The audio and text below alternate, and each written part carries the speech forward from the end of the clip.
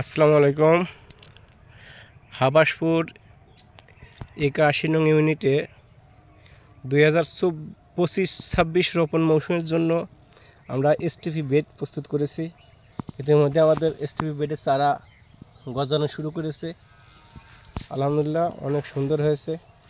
এখানে 8 থেকে 9 একর জমির জন্য বেড করেছি।